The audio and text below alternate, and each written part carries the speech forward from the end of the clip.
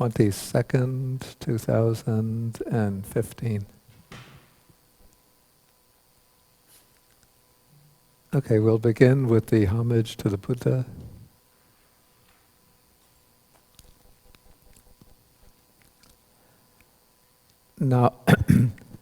Namo tassa bhagavato arahato sama sambuddhassa. Namo tassa bhagavato arahato sama sambuddhassa.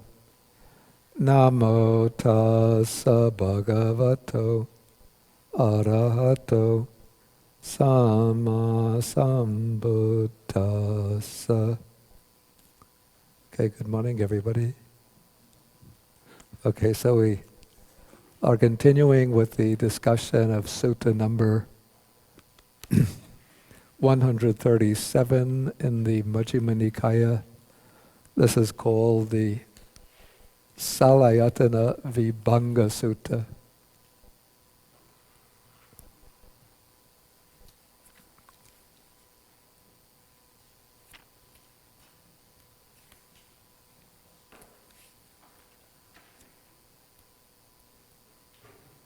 This is the analysis of the sixfold base, or the six sense bases. And as I pointed out last time, the sixfold base, or the six sense bases, is really just like the starting point for the discourse. But as the Buddha develops the discourse, he moves into other topics, which are all sort of evolving out from the six sense bases, but leading to like higher and higher stages of realization or attainment.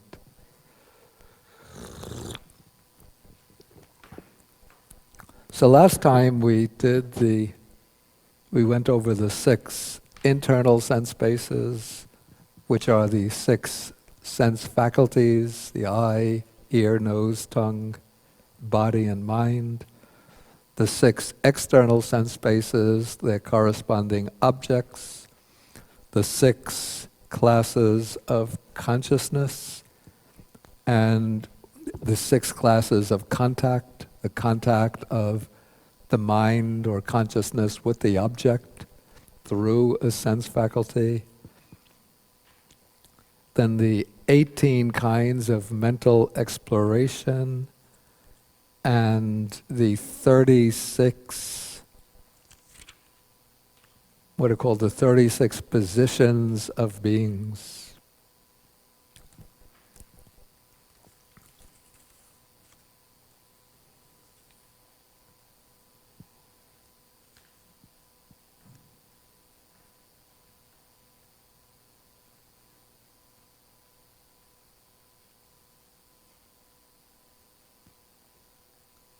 Did I do this? Did I complete the 36 positions of beings?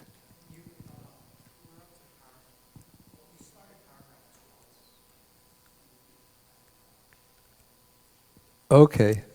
I know that now I see that I did paragraph 13 also. I think I didn't do paragraph 14. And so we'll resume at paragraph 14.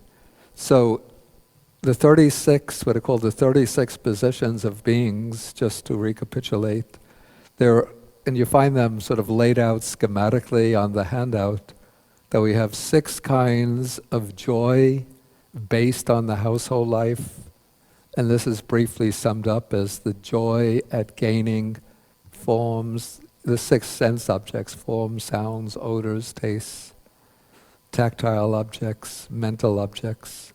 Then six kinds of joy based on renunciation.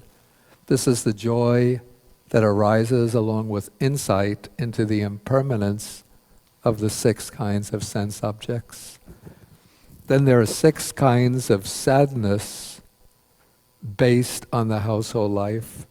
That is sadness at not gaining the objects of desire, not gaining forms and so on, and then 6 kinds of sadness based on renunciation.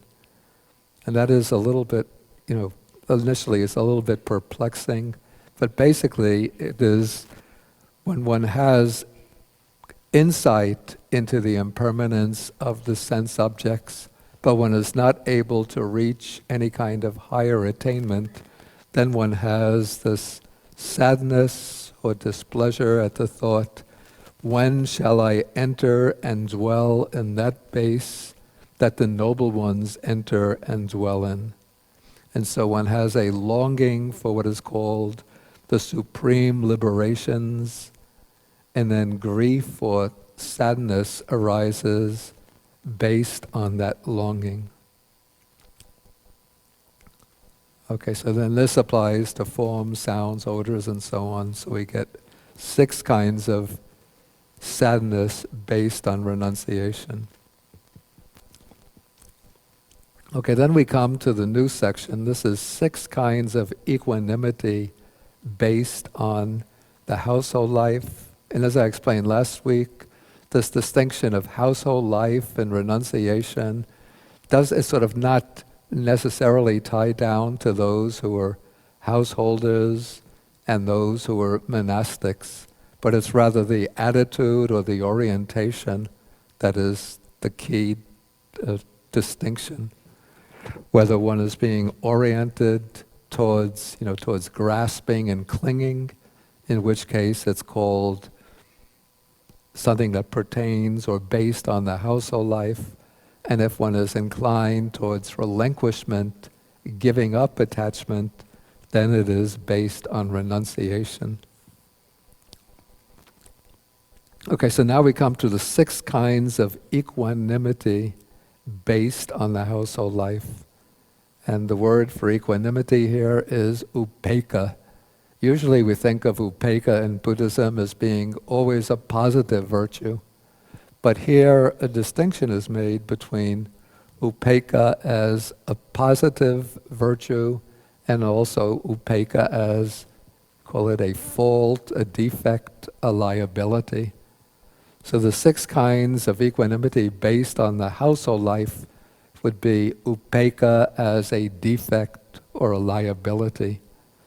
So this is the case. First we'll take the actual text of the sutta. On seeing a form with the eye, equanimity arises in a foolish, infatuated, ordinary person. The word rendered here, ordinary person, this is putujana, which is also rendered a worldling or a common person. And this is also described as the untaught, uninstructed worldly person who has not conquered his limitations or conquered the results of his karma. I have to say it's a rather peculiar phrase, and who is blind to the danger.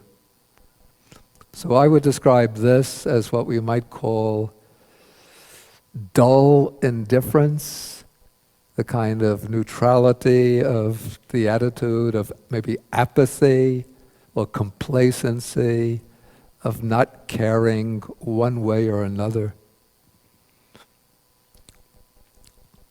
And so it's said that such equanimity as this does not transcend the form. That is why it is called equanimity based on the household life.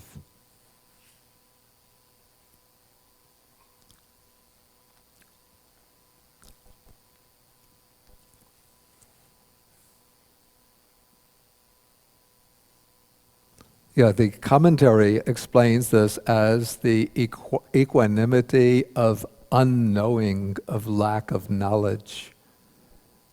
And if you know, if you're familiar with the Abhidhamma teaching of different states of consciousness, different cittas, this would probably be the equanimity which is present in some of the akusala cittas, the unwholesome states of consciousness. Particularly it's the equanimity that's present in 4 of the unwholesome chittas rooted in greed, in the chitta connected with doubt, in the chitta connected with restlessness. Correct?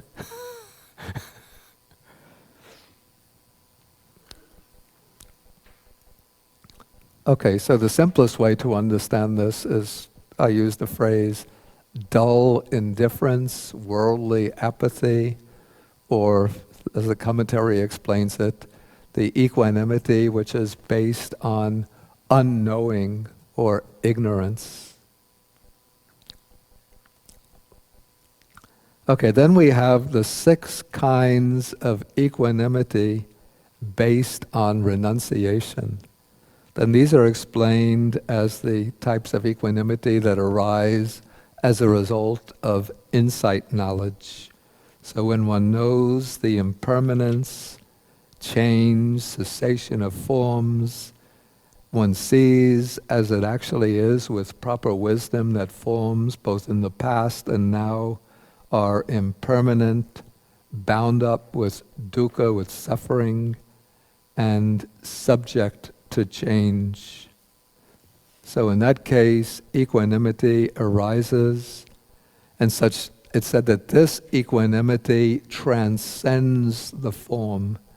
That is, it rises above attachment to the form. Whereas the equanimity that's connected with the worldly equanimity doesn't transcend the form, in that it can still be tied up or bound to attachment to the form. Okay, then the same applies when knowing the impermanence of sounds, odors, tastes, tactile objects, mental objects. Basically the same elaboration. Okay, so that takes us through the 36, what are called the 36 Sutta positions, translated here, positions of beings or states of beings. Maybe states of beings is better. Okay, any questions at this point on the 36?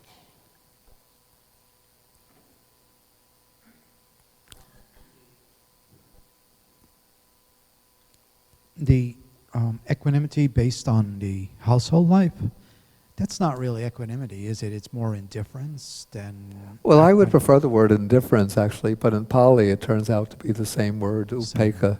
Okay. When we render this in English, I mean, to be consistent, we render it as equanimity. But when we think of it as a negative or unwholesome quality, sort of equanimity doesn't quite ring a bell. So we can call it indifference, dull apathy.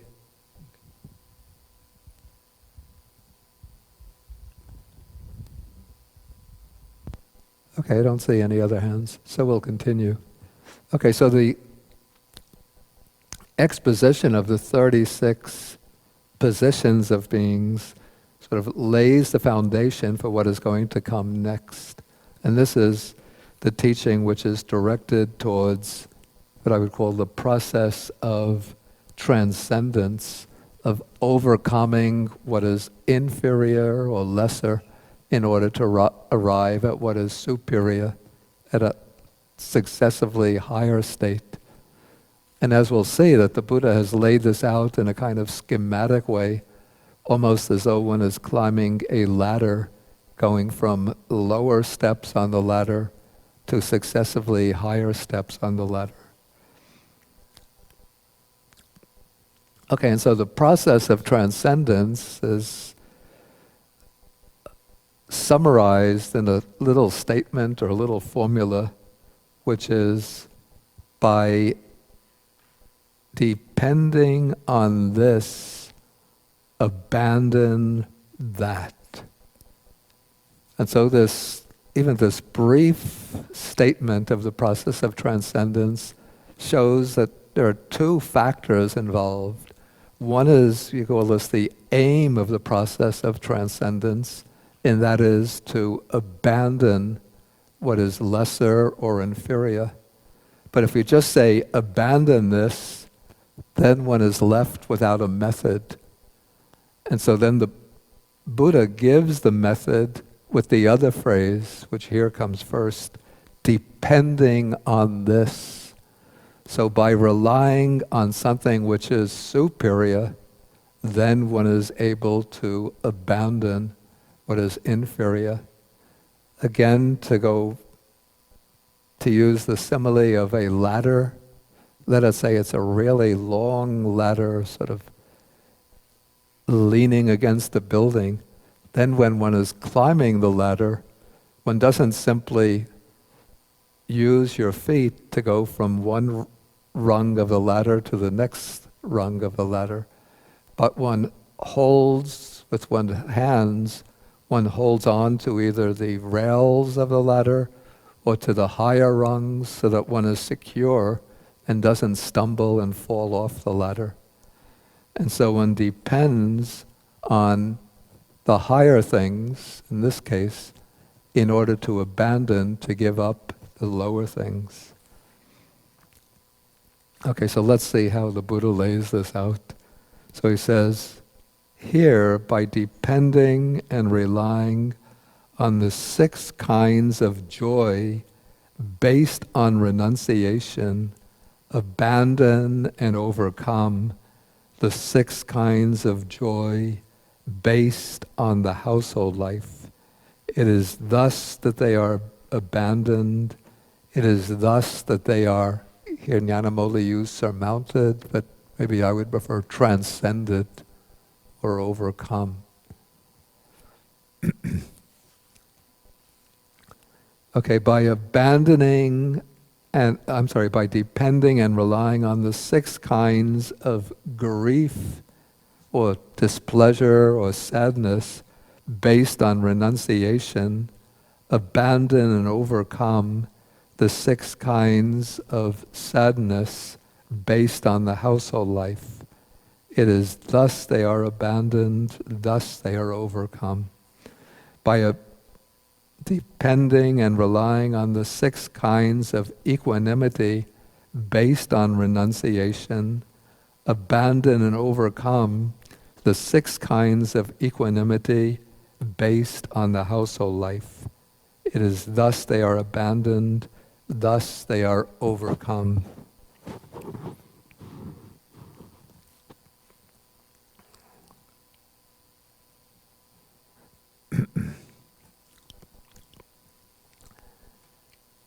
Okay, so this is laid out, you could see, in a pattern of pairing 6 kinds of joy with 6 kinds of joy, 6 kinds of sadness with 6 kinds of sadness, 6 kinds of equanimity with 6 kinds of equanimity. And what is probably of these the most difficult to overcome? Which do you think is the most difficult to overcome? Maybe I make it a test. Excuse me? Equanimity? Anybody else have any opinion about that?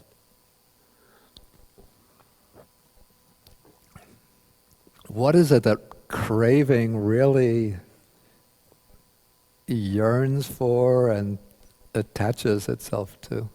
Is it equanimity? Yeah, joy, pleasure, delight. Excuse me? Yeah. I mean, there's a subtle kind of equanimity or indifference, which can generate its own kind of attachment. But the most obvious base of attachment is joy. I have to say from my life's work that it would depend on what kind of person you were. Maybe so. A really depressed person, you'd be clinging to sadness, and overcoming that, you would transcend. I'm not so sure. I mean, I think that there is a certain personal variation, but I think depressed people would like to be happy, which is why they would go to, to see psychologists or psychotherapist in order to move from sadness to some kind of happiness. That's my opinion.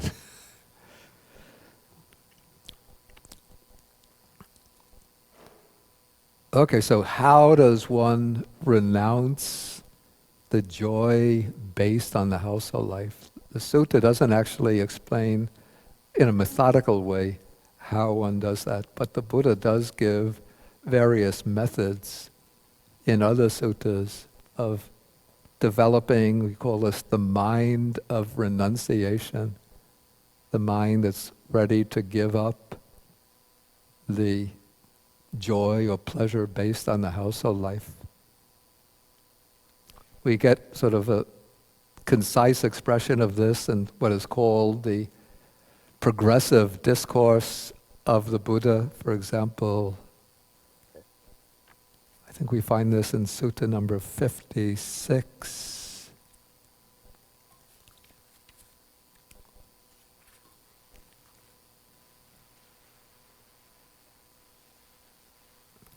Yeah, and this is page 485.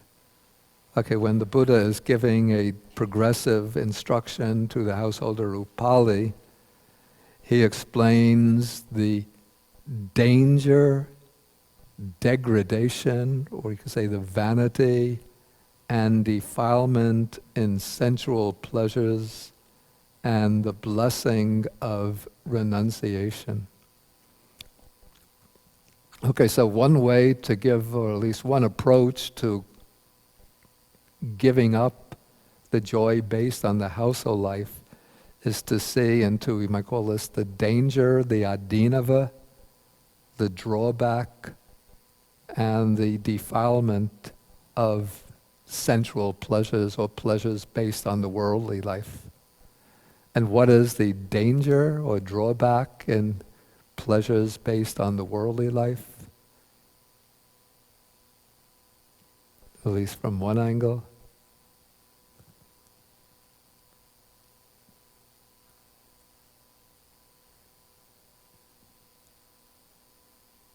Joy does not last forever. Okay, in one word, summarize. It's impermanent, yeah. Also, it's in some way, at some level, bound up with dukkha, with unsatisfactoriness, displeasure, suffering. And we could see fuller expositions of the drawback and sensual pleasures. You look at Sutta number 13 in the Majjhima Nikaya. Sutta number 75 actually is the most powerful.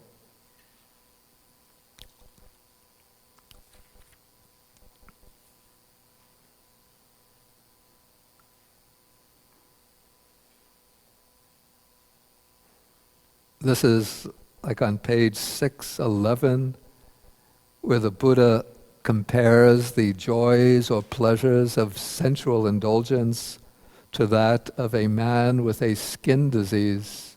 Here it's given as leprosy, but maybe it's some other disease. But he gets his pleasure from scratching his wounds. And when he's scratching the wounds, he thinks, this is pleasant, it's really enjoyable. But when he gets cured of his illness, then he realizes that having that skin disease was really painful and miserable from the start, and that the pleasure that he got from scratching the wounds was just a very low and vile kind of pleasure. And so if they give him a choice, would you like to have that skin disease again in order to get the pleasure from scratching your wounds? He's saying, no, I would be much more satisfied to be cured of the illness. Okay, and then comes sort of a counterpoint to the joy of the household life is the joy of renunciation. So this would be the freedom that, initially at least, the freedom that comes from being tied and bound up to sensual enjoyment. And then as one proceeds further, particularly with bhavana with meditation, there would come the joy of overcoming the 5 mental hindrances, the joy and pleasure of the jhanic attainments, and then what's mentioned in this sutta, the joy of insight, of gaining insight into the impermanence of all objects of the senses. And so using the framework of, or the method of this sutta, by depending on the joy that comes from insight into impermanence, one gives up the joy that comes from indulgence in the pleasures of the sense objects. Okay, the next, this is a little more difficult. By depending and relying on the 6 kinds of, let's say, sadness or displeasure based on renunciation, abandon and overcome the 6 kinds of sadness based on the household life. I'm trying to think whether people actually use this approach, or whether it's just included here for the sake of consistency with the method of exposition.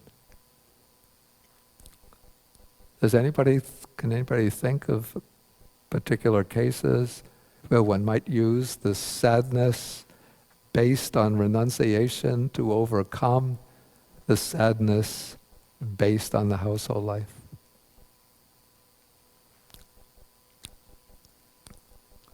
It seems to me more likely that to overcome the sadness or displeasure based on the household life, one would move into sort of seeking the joy based on renunciation. And so one would get a certain joy that comes from insight into the impermanence of the 6 sense objects. But then, when one fails to proceed further and to reach what the text calls the supreme liberations that the noble ones enter on, then that sadness would arise, or that displeasure. Yes, Christopher. Please take the microphone.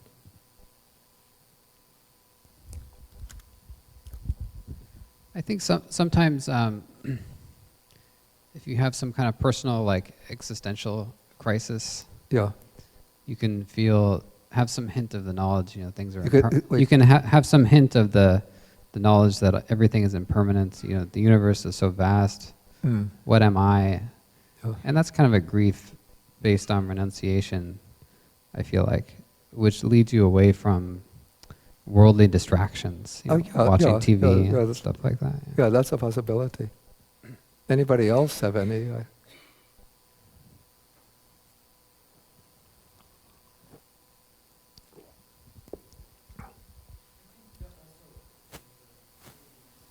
Yeah, take the microphone. In the previous paragraphs, when it said about the monks seeing,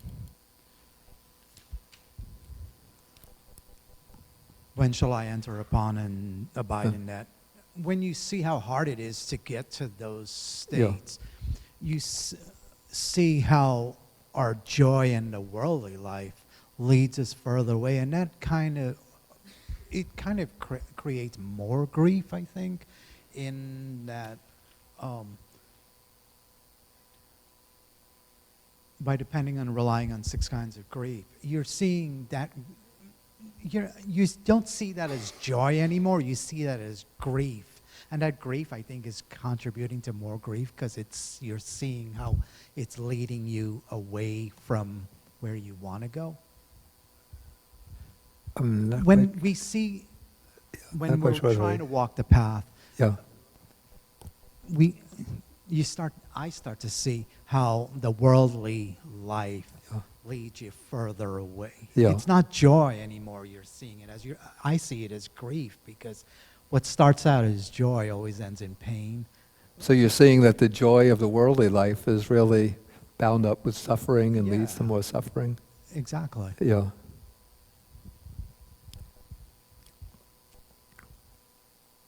But that's the point that I made earlier in regard to giving up the 6 kinds of joy based on the worldly life through seeing on the one hand, the impermanence or the unsatisfactory nature of those joys. But this is using the sadness or abandoning the sadness based on the worldly life. Let's see. Based on 6 kinds of sadness, based on renunciation, one gives up the 6 kinds of sadness based on the worldly life. In most instances, I find that a little difficult to see. Yes, please. Please take the microphone that will be handed back.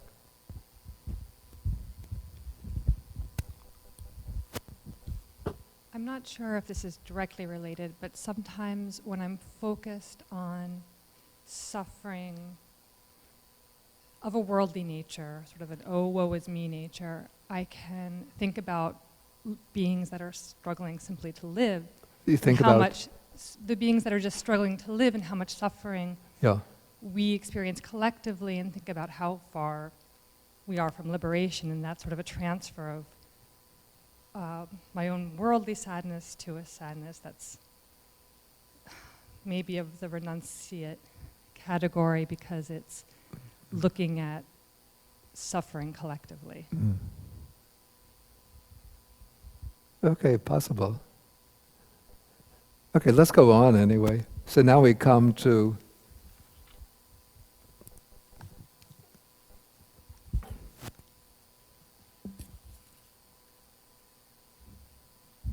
by depending and relying on the 6 kinds of equanimity based on renunciation, abandon and overcome the 6 kinds of equanimity based on the household life.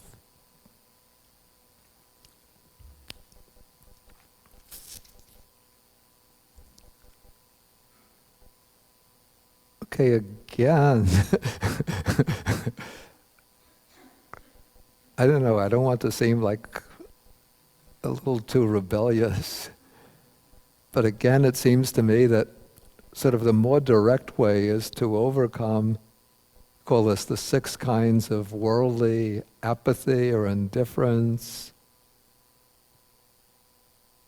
It seems to me that one normally moves from that worldly apathy or indifference to the joy of renunciation.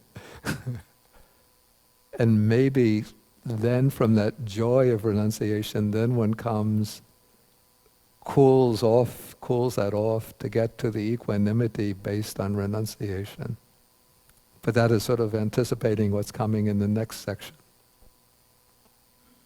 Can we think of cases of proceeding directly from the equanimity based on the household life to the equanimity based on renunciation?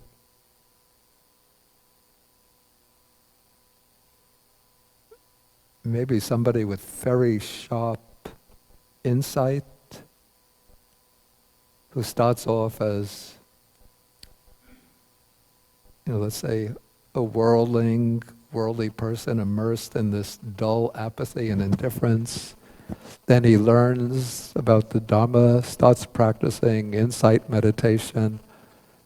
But normally, even in the sequence of insight meditation, one goes through stages of exhilarating joy and piti and sukha before it sort of cools off and gets to equanimity. But maybe because he's making that equanimity his aim, so he remains fairly indifferent to the joy and rapture that arise, and then moves into the equanimity based on renunciation. Take the microphone.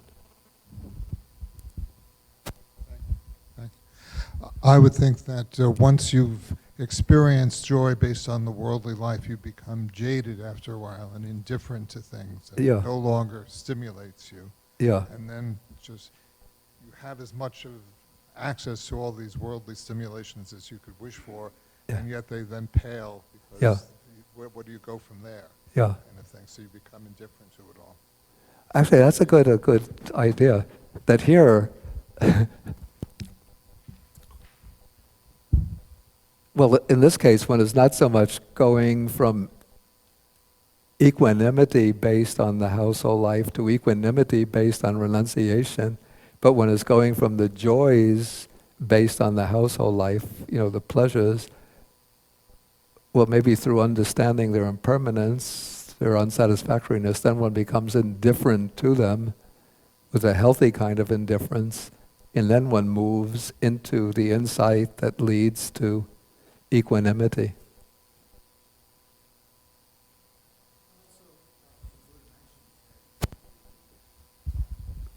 The Buddha mentions that the renunciant is supported by insight. It's not just somebody who's new to it, it's somebody who's insightful and looking at equanimity. Yeah, well, I said that this is the insight based on, or equanimity based on insight. Right. In any case, it seems that the scheme that we have laid out in this paragraph here about depending on this, abandon that, it's a little bit of an oversimplification, I would say, for the ease of exposition, but actually there are all sorts of more complex routes that people can take depending upon their past experience, their dispositions,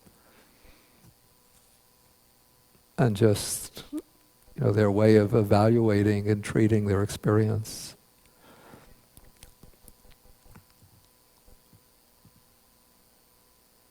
Okay, but now with the next paragraph, and here in the sheet that I handed out, I have this laid out in section on the process of transcendence, section B. I call this the refinement of feelings based on renunciation. And so now we're taking just the feelings or the experiences that arise on the side of renunciation or the side of spiritual cultivation and moving from what are considered the grosser states to the more elevated states. Okay, and so here, by depending on the 6 kinds of joy based on renunciation, abandon and overcome the 6 kinds of grief, sadness, displeasure based on renunciation. It is thus they are abandoned, it is thus they overcome. Okay, so we take the case of a person who is gaining insight into the impermanence, change, and fading away of forms and the other objects. Then this longing for the supreme liberation arises, and then because of that longing, displeasure arises, conditioned by that longing. Okay, so now to overcome that displeasure, one relies on the 6 kinds of joy based on renunciation. So suppose the person hasn't yet reached those states of supreme liberation, but still, okay, I'm just putting myself in that position. This longing is arising, one is feeling sad, maybe discouraged, despondent. And so there are ways to reflect that will help one to overcome that discouragement, that sense of despondency, and to generate joy based on renunciation. So like one of the methods that the texts will recommend, that the texts do recommend, is recollection of the Buddha. This is a meditation subject that naturally generates joy and happiness. So when one is feeling despondent and discouraged, then one can reflect on the Buddha, the qualities of the Buddha. And so one takes, the way I would explain it is, the text enumerate 9 qualities of the Buddha. But to make it simple, I take 3 qualities. Arahang, the worthy one or the holy one, Sama Sambuddho, the perfectly enlightened one, and Bhagava, translated the blessed one, but the Bhagava is really the fortunate one, the one who possesses all excellent qualities. And so when one turns the mind towards the recollection of the Buddha, then there arises a feeling of joy, bliss, delight, even ecstasy. Similarly, one can do the recollection of the Dhamma, qualities of the Dhamma, that one has gained access to this well-expounded Dhamma, which is directly visible, inviting investigation, and so on. And recollection of the Sangha. One could call to mind a community of, say, the enlightened monks and nuns, and recollect their qualities, their noble qualities, and then rejoice in that. And so, instead of being discouraged and despondent, in this way, one can bring up joy and happiness. Another meditation object that brings up joy and happiness are the Brahmaviharas, especially loving kindness or altruistic joy, mudita. Keep away from karuna, compassion, because then you have to focus on the suffering of others. And if one is feeling inwardly miserable or depressed or dejected oneself, then if one focuses on the suffering of others, it can pull one down. But by either extending loving kindness, the wish for the well-being and happiness of others, or by rejoicing in the good qualities of others, then it will uplift the mind. And then when the mind is uplifted, then one could turn to insight into the impermanence of forms, sounds, odors, and so on. And in this way, one uses 6 kinds of joy based on renunciation to overcome 6 kinds of sadness based on renunciation.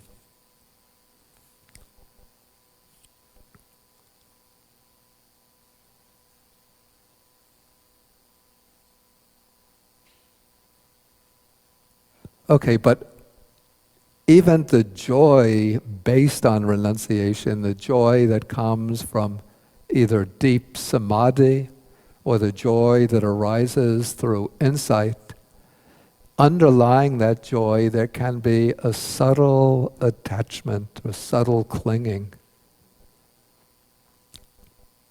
In fact, this is even, one could say that this is almost the more dangerous, no, I don't want to put it this way, but this could be a subtle clinging that keeps one bound to at least to lower states of realization and keeps one within the cycle of birth and death.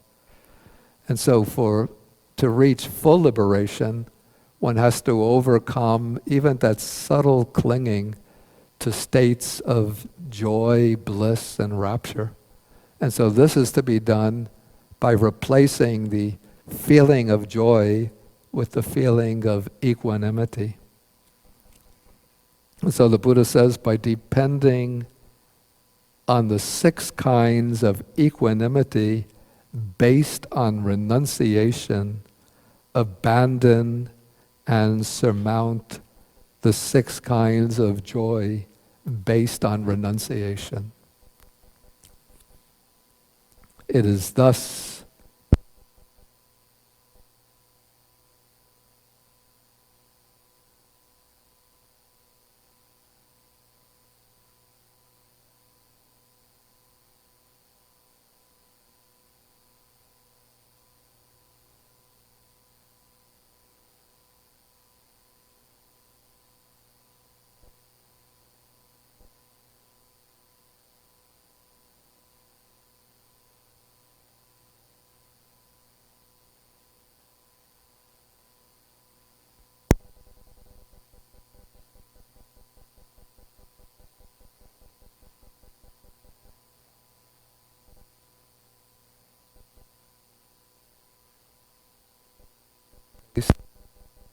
sound. No, it's come back.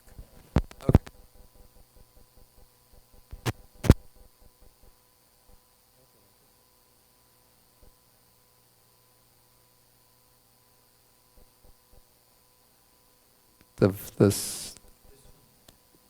one died. Then why did this one die also? Anyway, let us continue. Okay, I have sound.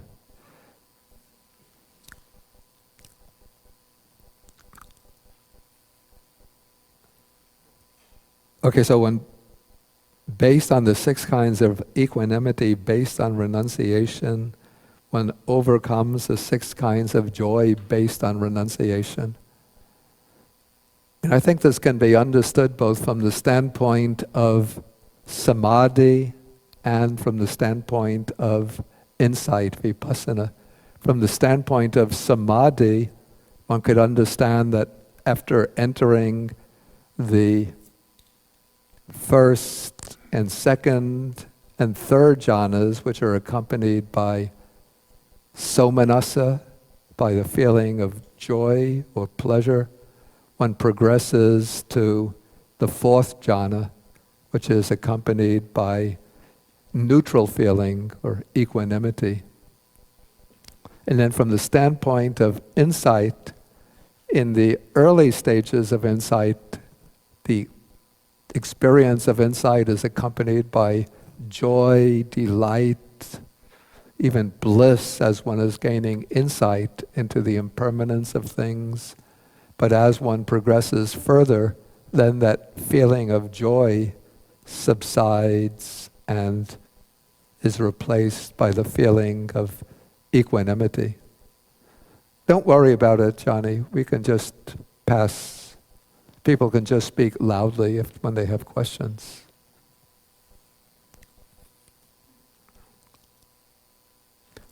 Okay, any questions at this point in the exposition?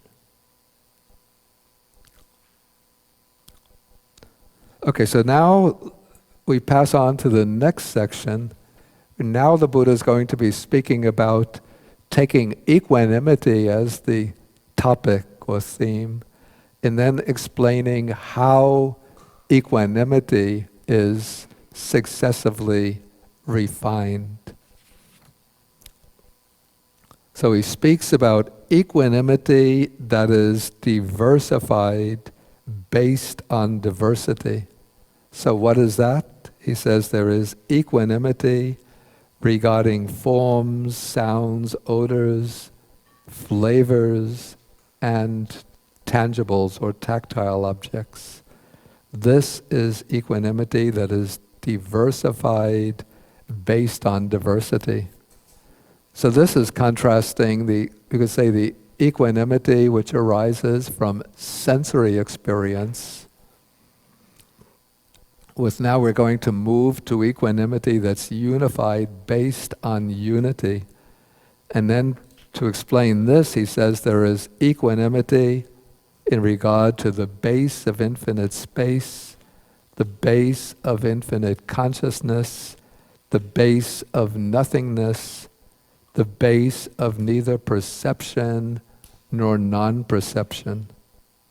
So this is the equanimity that is unified based on unity.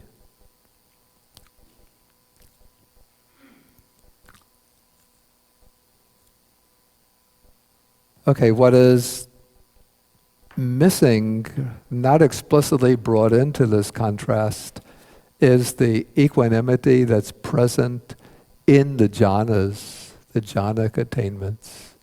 So we have equanimity that is diversified, that is spread out amongst the 5 types of sense objects, and then equanimity that's unified. This is the equanimity that's present in the 4 arupa samapattis, the 4 formless meditative attainments. But what about the equanimity in the jhanas? Okay, that also, I would say, is equanimity that is based on unity. But the equanimity in the jhanas, so it's based on unity, because it's based on a single object, on the unification of the mind on the objects. But there is still, one could say, diversity amongst the objects of jhanas. So one could say that there's the jhana based on the earth kasina, the equanimity based on the water kasina, equanimity based on a blue kasina, red kasina, white kasina, yellow kasina, the jhana based on loving kindness, based on compassion, based on altruistic joy, based on equanimity towards people. So many different objects of jhana, even though the equanimity within the jhana is unified based on unity. And also the equanimity in the jhana, the four jhanas, though if much more exalted than the equanimity based on sense pleasures, but it's still not yet fully purified. But when you're looking for the fully unified, fully purified equanimity, that is what one finds in the formless meditations, going up to the peak of the equanimity based on the meditation of neither perception nor non-perception, the subtlest and most exalted meditative attainment on the side of samadhi.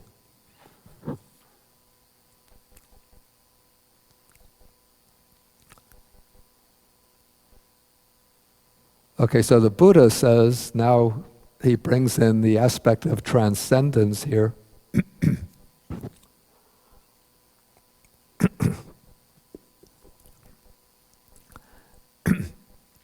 By depending and relying on equanimity that is unified, based on unity, abandon and overcome equanimity that is diversified, based on diversity. It is thus that this is abandoned, thus this is overcome. So this sets up, again, it uses the polarity of the equanimity that's diversified, spread out among sense objects, and contrasting that with the equanimity based on the four formless meditations. But actually, to reach the equanimity of the formless meditations, we have to, climb up a ladder with many, many rungs to it. So we start with our ordinary, day-to-day meditation. Then we're practicing at least for a certain amount of time. We might be able to discard, the distraction of the mind by sensory objects and keep the mind focused, even if we can just unify the mind for a few moments on its object, whether it be mindfulness of the breath, mindfulness of bodily sensations, mindfulness or meditation on loving kindness, recollection of the Buddha, or any other meditation object. We're able to, overcome temporarily distraction by the five hindrances and keep the mind focused on a single object, even just for a few moments. Then we're getting a taste of that experience of equanimity based on unity, on unification of mind. Okay, as one progresses further, through intensive practice, then one enters the first jhana, which is accompanied by joy, but then one progresses to the second jhana, still accompanied by joy, third jhana, still accompanied by joy, then the fourth jhana, where joy gives way to indifferent feeling or equanimity. Then from the fourth jhana, then one can progress to the formless meditations in which that equanimity based on unity becomes even more purified, more, speak of unity becoming more unified. That sounds redundant. So let's say that the equanimity based on unity becomes increasingly more refined and more purified. Okay, but even underlying the equanimity of the formless meditations, including the equanimity that underlies, that accompanies the base of neither perception nor non-perception, even underlying that, there is a subtle clinging. And we see this contrast brought out in an interesting sutta, a very deep sutta, number 106.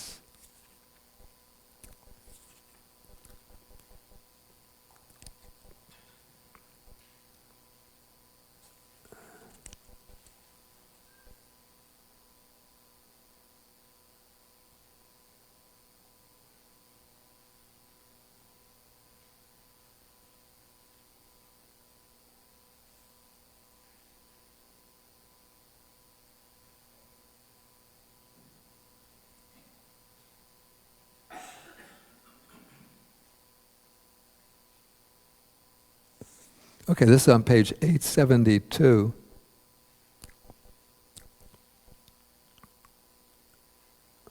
Okay, the text says that the Buddha is speaking about the lower perceptions, and then he says, where these perceptions cease without remainder, that is the peaceful, that is the sublime or the excellent, namely the base of neither perception nor non-perception. Okay, when he practices in this way and frequently abides thus, his mind acquires confidence in that base. Once there is full confidence, he either attains to the base of neither perception nor non-perception now, or else he resolves upon it with wisdom. Okay, on the dissolution of the body after death, it is possible that the evolving consciousness may pass on to the base of neither perception nor non-perception. So as long as there's a subtle clinging that underlies that experience of equanimity, the mind is not yet fully liberated.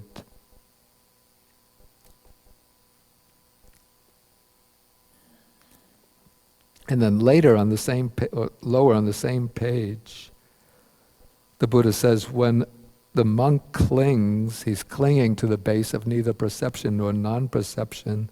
He clings to the best object of clinging, for this is the best object of clinging, the base of neither perception nor non-perception.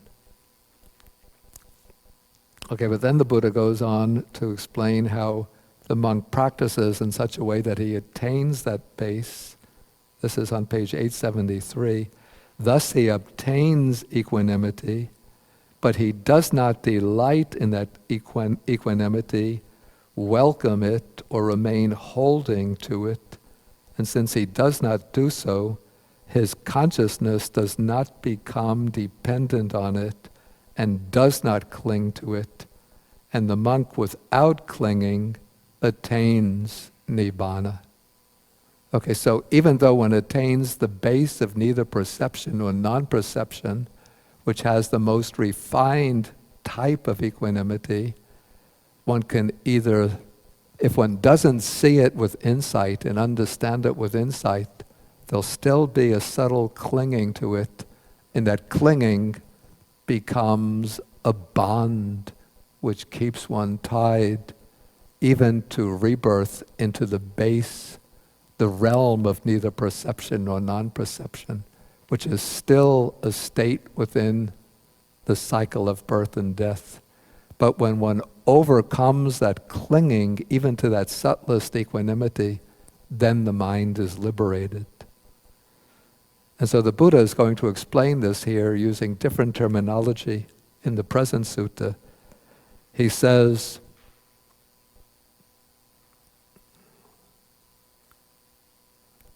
okay, paragraph 20. By depending and relying on equanimity that is unified, based on unity, one abandons and overcomes equanimity that is diversified. Okay, then the next stage, next phase, by depending and relying on, here the Buddha uses a word, uttamayata, abandon and overcome equanimity that is unified, based on unity. It is thus this is abandoned and overcome.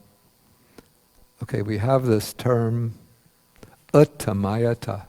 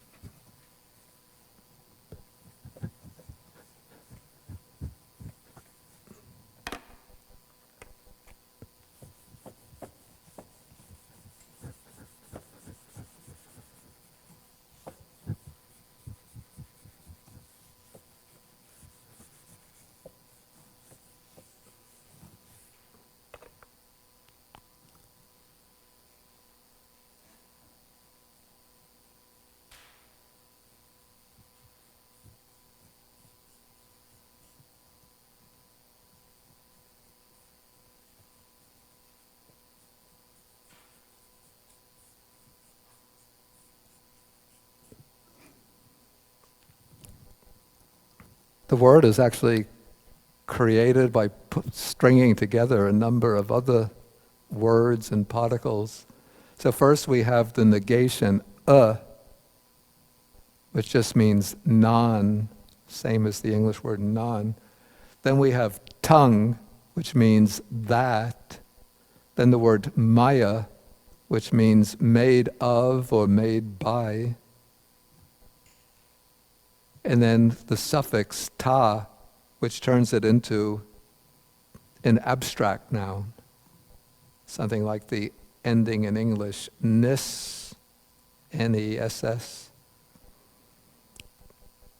Okay, so uttamayata means literally not, how to put this, not made of thisness, not made of thatness. The commentary explains it as the absence of craving, but I think I take that to be somewhat too simplistic. I say maybe I would call this a deeper meaning. It means not identifying, this way I interpret it, not identifying with, not taking oneself to consist in that. Not taking that to be I, mine, or myself. And so what this would mean, in effect, is that one who attains that equanimity of the base of neither perception nor non-perception in order to liberate the mind from the subtle clinging to that equanimity, contemplates even that equanimity as being not mine, not I, not myself. So this is why I render uttamayata non-identification, not taking to be I or mine. And so then the text says, by depending and relying on non-identification, abandon and overcome equanimity that is unified, based on unity. It is thus this is abandoned, thus that is overcome.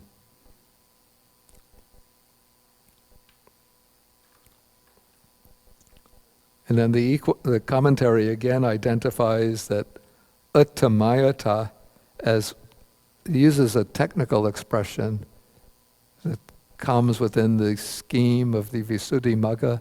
It's called insight leading to emergence.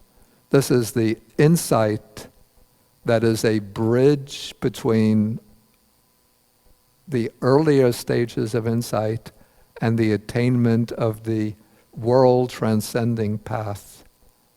So it's the insight that culminates in the attainment of the Lokuttara Magga, the world transcending or liberating path.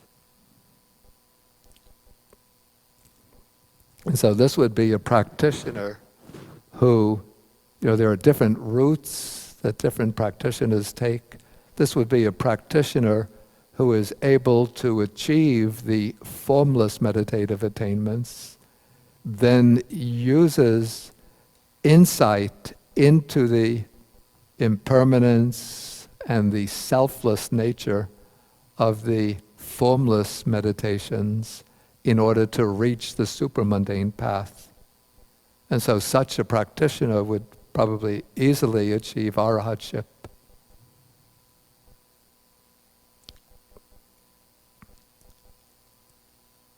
Okay, any questions on this so far? Yes, Chris? Is the microphone working now? Okay.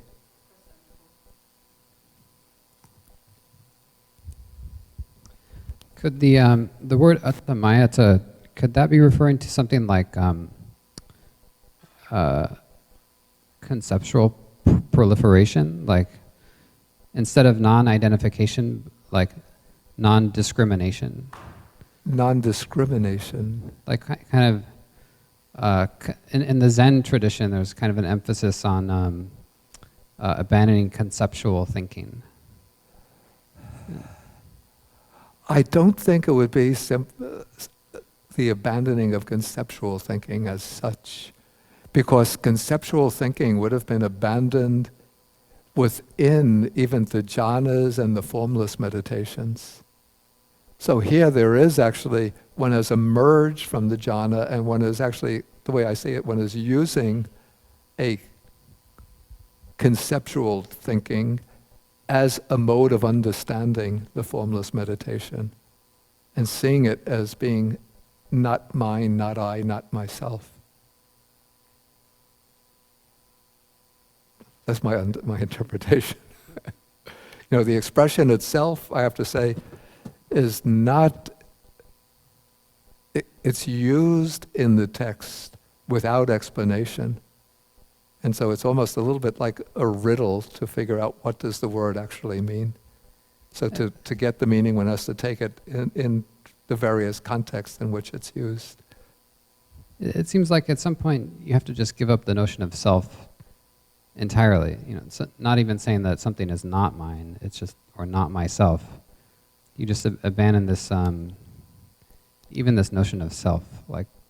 Well, I think to abandon the notion of self, to actually eradicate it at the deepest level, one has to contemplate, or at least this is the way laid out, I'm not giving my opinion, the way it's laid out in the suttas, is that one contemplates the various objects of contemplation as being either impermanent, suffering, not self, or as being not mine, not I, not myself. Then when one uproots the idea of self, the idea of I and mine, then one doesn't have to use any contemplation of it as being not self.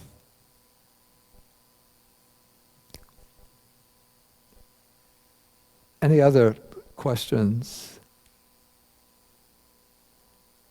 Okay, then let's go on to the last section of this sutta, which it's rather be a little surprising because we always hear about 4 satipatthanas, 4 foundations of mindfulness, but here the Buddha is speaking of 3 foundations of mindfulness.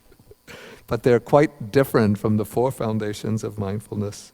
These are called the 3 foundations of mindfulness that the Noble One cultivates, cultivating which the Noble One, the Aryo, the Buddha here is referring to himself, is a teacher fit to instruct a group. Okay, and now he's explaining what these 3 foundations of mindfulness are.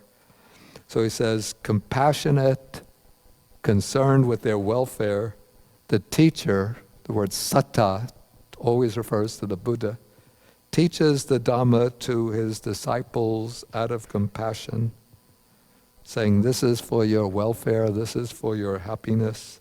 But his disciples don't want to listen to him, and they don't try to understand, and they actually turn away from his instruction. Okay, so now the text says, with that, the Tathagata is not satisfied. Of course, he's not satisfied, and he feels no satisfaction. He's not happy that his disciples are not listening to him and that they're actually going astray. Yet he dwells unmoved, mindful, and fully aware, clearly comprehending. So his mindfulness in this situation is the first foundation of mindfulness that he cultivates. So here the Buddha maintains this equanimity when the disciples are not following his instructions. He doesn't fall into domanassa, into grief, displeasure, sadness, disappointment. And of course, he's not elated by this and joyful over it, but he maintains this equanimity. So that's the first foundation of mindfulness. The second foundation of mindfulness, again, the Buddha is teaching his instructions, giving them guidance on what's for their welfare and happiness. Okay, some don't pay attention or don't listen to him and take his advice, while others listen and take his advice. Okay, so this is called a mixed audience.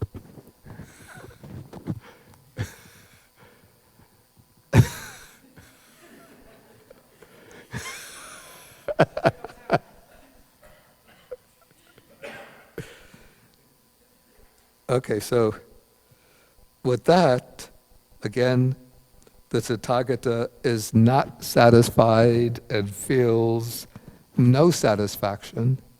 That is, he's not satisfied with those who don't pay attention and turn away from his instructions, and yet he's not dissatisfied and feels no dissatisfaction. So remaining free from both satisfaction and dissatisfaction, he dwells in equanimity, mindful and fully aware. Again, that mindfulness here is the second foundation of mindfulness that he cultivates.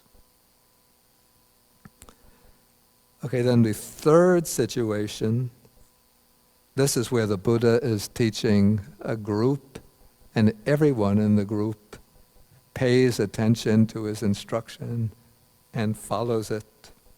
So they do not turn aside from the teacher's instruction. Okay, so with that, the Tathagata is satisfied. Now he's satisfied and he feels satisfaction. So he would feel some kind of, even, I would say he might feel some somanassa, some joy or pleasure in that. And yet he dwells unmoved, mindful and fully aware. Again, that mindfulness is the third foundation of mindfulness that he cultivates. And so in this way it's said that he's fit to instruct a group. So it's with reference to this that it was said that there are these three foundations of mindfulness.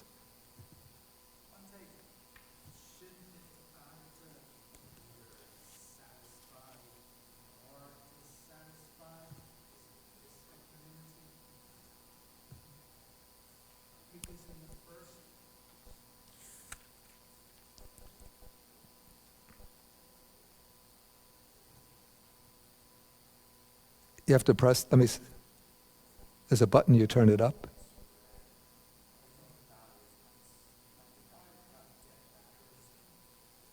Okay, just try it. There might be still a bit of life in it. Okay, so speak loudly. In section 22, Yeah. it says, with that, the Yeah. And in section 23, it says he's neither dissatisfied nor satisfied. Which would equanimity be neither satisfied nor dissatisfied? Because in section 24 it says he's satisfied or satisfaction. Shouldn't it be like the same reaction or same? I think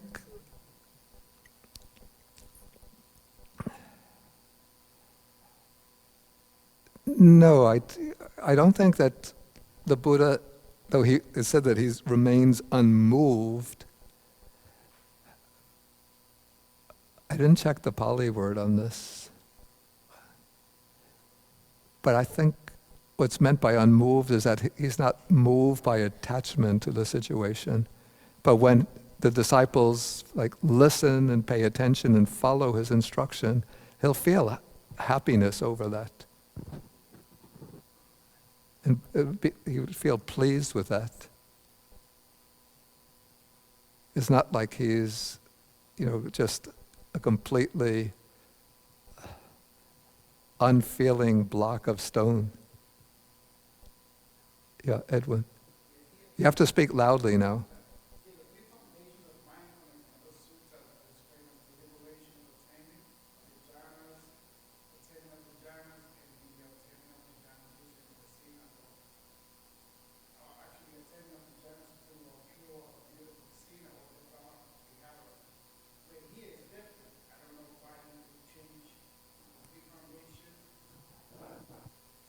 Wait, say again, I didn't quite catch it.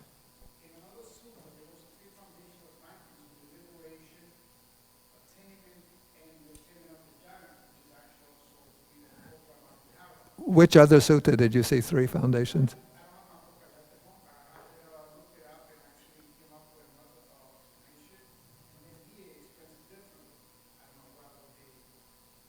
I don't know a sutta that explains three foundations of mindfulness in terms of the way. I have to have the text cited.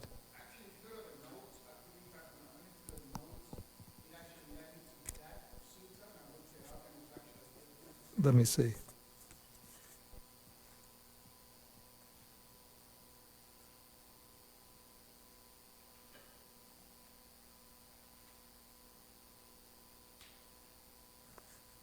No, I don't. You said that it's in the notes?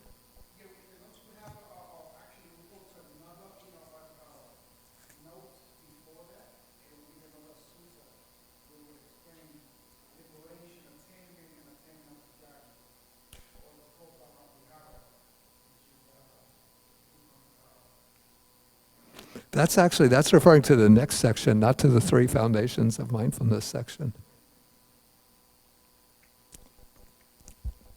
Let's go to the next section so that we finish the sutta. I don't get it. I'm so sorry.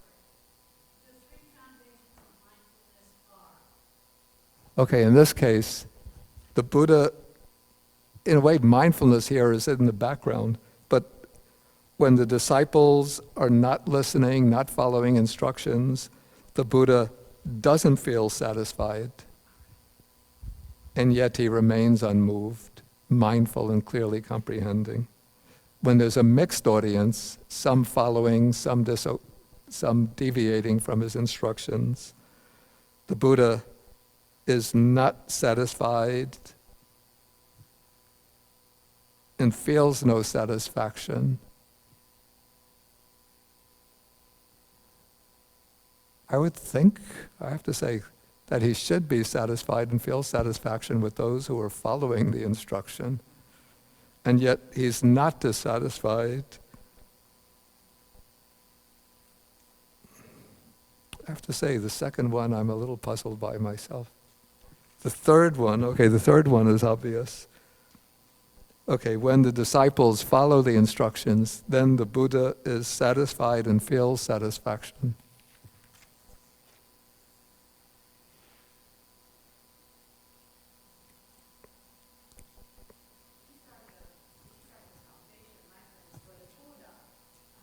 Yeah, that is the case.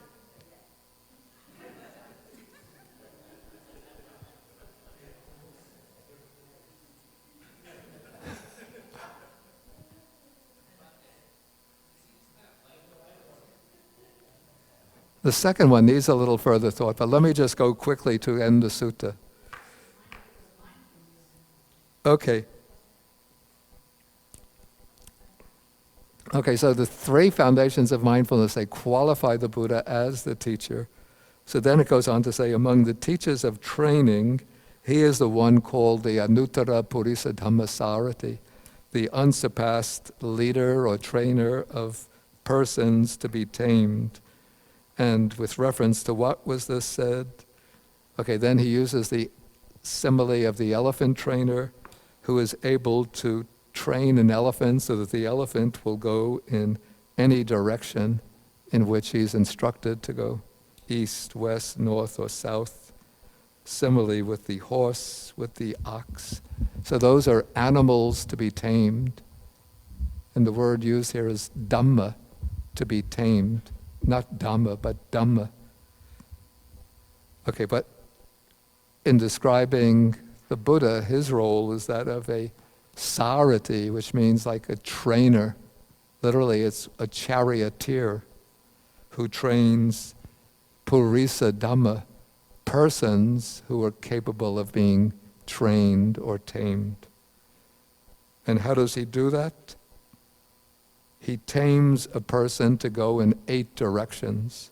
And these 8 directions are what are called elsewhere the 8 vimokkha, which is often translated 8 liberations. But these are not states of final liberation.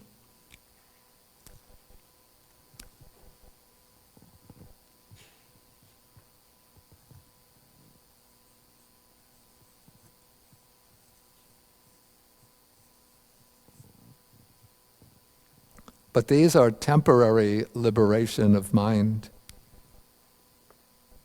States of exalted states of samadhi, except for the last one.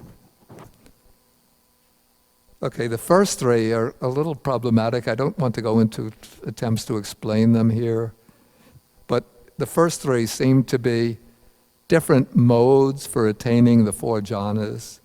One is called, okay, I'll explain them very briefly. Possessed of form, he sees forms. This is the first direction. So in order to understand these, we do have to rely on the commentary, because the suttas themselves don't give an explanation of what is meant. So possessed of form, the commentary says, is that one takes some visible form based on one's own body, and one uses that as an object of concentration. So one could take the black of the hair, since Indians have black hair, and use that as a kasina object representing the blue kasina. Or one can take the red color of the blood to represent the red kasina, the whites of the eyes to represent the white kasina. And so one uses some internal object in order to focus the mind on, in order to gain absorption. Okay, then the second one is not perceiving forms internally, he sees forms externally. I was just thinking that describes me perfectly right now, but I don't consider this a liberation. I'm not seeing forms internally, and I'm seeing forms externally. But this is the case of one who doesn't use some part of the body as the object of concentration, but uses an external form as the object of concentration. So somebody might focus on like the red soil to get the earth kasina, or the blue sky to get the blue kasina, or a white cloud to get the white kasina, or make a kasina object that's a circular disc that represents either one of the elements or a particular color.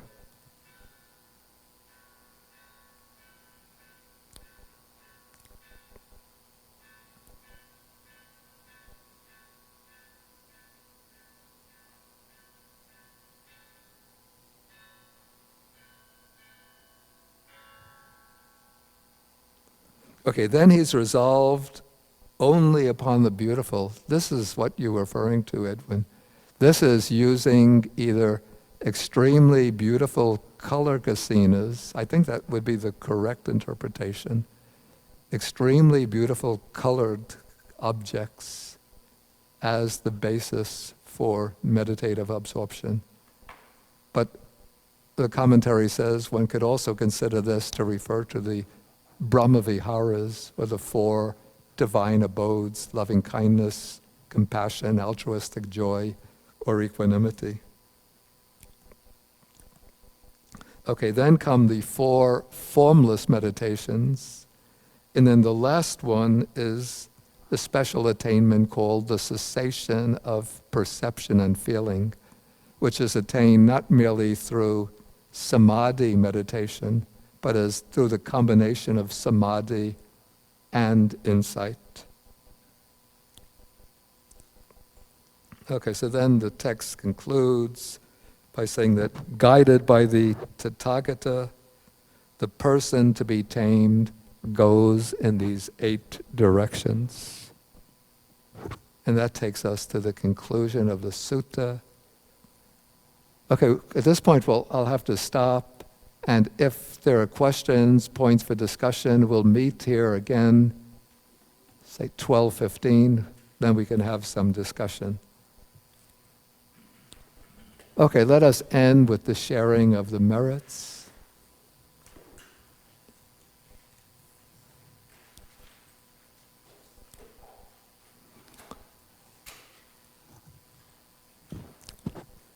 Okay, so we share the merits with the deities, the devas, the bhutas, the fierce spirits, the nagas, the dragon spirits, and all sentient beings.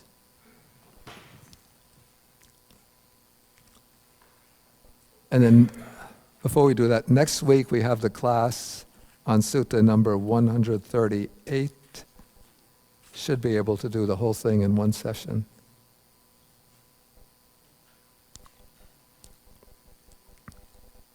Okay, so let us recite. Akasata chabumata devanaga mahidika punyantang anumoditva chirang rakantu sasanang.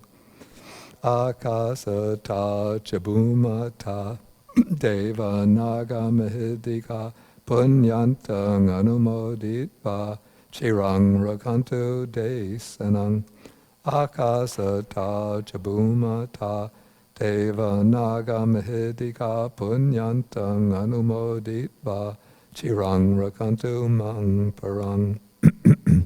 Etavatacham hehi sampadang punya sampadang sabbe devanumodantu sabba sampati siddhya. Etavatacham hehi sampadang punya sampadang sabbe bhutanumodantu sabba sampati siddhya. Etavatacham hehi sampadang punya sampadang sabbe satanumodantu sabba sampati siddhya. Bhavagupadaya avichihetato etantare satakayupapanna rupya rupicha asanya sanyino dukkha pamuchantu pusantu nibuting.